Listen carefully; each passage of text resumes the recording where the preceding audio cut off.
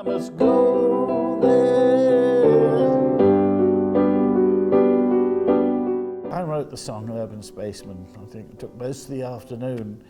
And no, I was in the hotel. We worked solidly, you know, even when we were doing Do Not Adjust Your Set. And we were in Manchester, in a hotel in Oxford Road, and it overlooked a building site. But in those days, they didn't call them building sites or brownfield sites.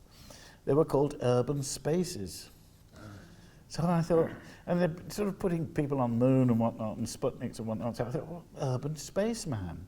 And I thought I had the idea, and just at that moment, an ambulance went by going, da da da da da da. I thought, well, there's a tune. You went live with them. You were on the live album in the city centre, Yeah, and the Hollywood Bowl. Yes, Yes. yes. And beyond that, I wondered if you could talk a little bit about your various contributions to Phyton on the big screen. Well, I was. The first one was Holy Grail, and I don't know if you noticed, but anytime anything big and heavy is catapulted out of a castle, it lands on me. There's a sort of insecurity amongst people who just do words. Gilliam and I were both art students, no problem at all. But the others, you know, had a fear of the abstract arts. So their childish way of doing it is to lob something like a giant wooden rabbit onto you. But I shamelessly, as one of the soldiers up beside Cleese in the taunting, you know, he turns around on the reverse angle and says, "Fetchez le vache." And I was supposed to just get up and fetchez le vache. And I thought, I'm being underused here.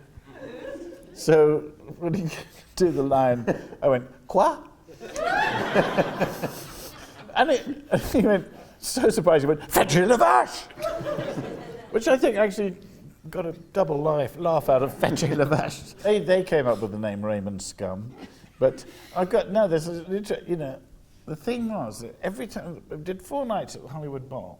Every time I came on with a protest song with the dark glasses and all the bad harmonica and everything else, and all the lights went on in the auditorium. You know, this is huge, you know. I could see it through. I came off, I was like, what's with the lights? Why did all the lights go up? Sorry, won't happen again. Same night, same thing. 3rd night, 4th night. And again, it was, you know, the Phyton stick, as it were. Now, when you look at the film, every time there's a cutaway of the audience roaring with laughter, it was filmed during protest song. It's the only time the audience was ever lit. So thanks, chaps. There was a running gag going on Saturday Night Live about the Rutles getting back together again. And I think Lou Bernstein or somebody who promoted them in the first place was offering them $20 million each, an astronomical amount, you know, in the 70s. To get the band back together because the Beatles had broken up. And so Saturday Night Live were running this gag, and they got George Harrison on the program, and Lorne Michaels stood there with, you know, $3,000 in cash and was literally waving it under George's nose and said, "See this, George, all this can be yours, just get the guys back together." George goes into his acting mode, "What? All of this for me?" And Lorne goes, "Well, no, you have to share it with the others. Maybe you don't have to tell Ringo," you know. These were the jokes, you know. And so the next joke was, you know, Eric hosting the show. And he said, "We got Eric Idle as the host. We've got him because he said he can get the Beatles back together for $300. So, diddly-da, and he gets to the show, and he said, "Well, it was a bad phone line, and Eric hasn't got the Beatles, he's got the Rutles. Suddenly, we're going to need more songs." Yeah. So I knew it, and they all look at me. "Do you reckon you can write 20 more Rutles songs by Thursday lunchtime?" You know, it was shown, because it was a big budget, and it was shown on prime time, which is what it sounds like. It's NBC prime time, best part of the evening, and it got the lowest ratings of any program NBC have ever put out. And the record still stands today. And I'm immensely proud of that, you know. And of course, it came out when Paul had just put out London Town, a new album.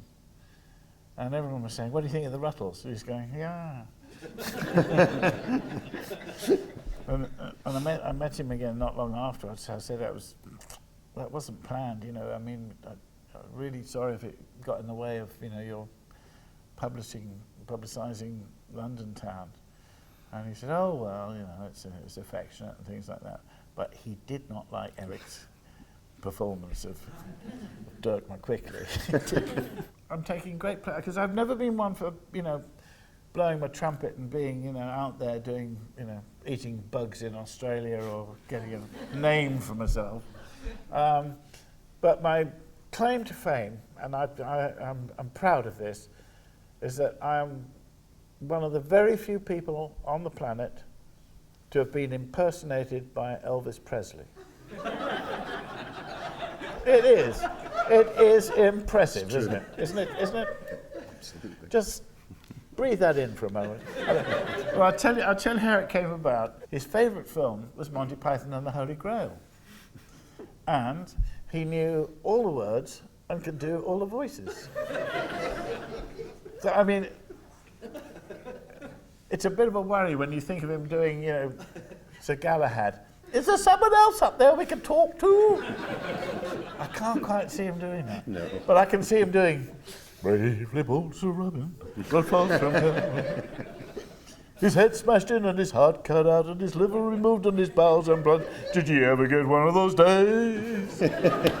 So, that's you know, that was a lot of fun. Yeah. Thank you very much. Thank you, Neil. Thank you.